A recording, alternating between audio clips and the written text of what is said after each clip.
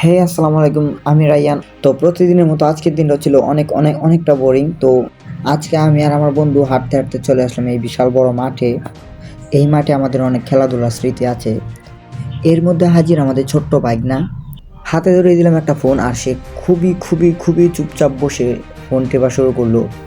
কিছুক্ষণ ফোন টেপার পর সে তার মামার হাতে ফোনটি দিয়ে দিল, কারণ সে দেখতে পেয়েছে একটি ছাগল। তো সে বলছে ছাগলটিকে নাকি সে বাড়ি নিয়ে যাবে। তো আমি বললাম যে বাড়ি নেওয়ার আগে তোমাকে ধরতে হবে ছাগলটিকে, তুমি আগে ছাগলটিকে ধরে আনো। তো সে অনেকক্ষণ ধরে ছাগলটিকে ধরতে চায়, তো সে অনেক চেষ্টার পর ছাগলটিকে ধরতে পারে না। ছাগল ধরতে গিয়ে সে আরও ভয় পেয়ে যায়, দেখেন ওই কী করে। শেষমেশ সে চলে আসে আরিফের কাছে। তো আরিফের কাছ থেকে ফোনটি নিয়ে নেয় সে। ফোনটি নিয়ে নেওয়ার পরও সে তার আব্বুর জন্য কান্না করা শুরু করে দেয়। তার আব্বু চলে আসে এই মুহূর্তে, এসে তাকে কোলে নেয়। কোলে নিয়ে সে তাদের বাড়ির দিকে চলে যায়, আর আমরাও তাদের পিছনে চলে আসছি।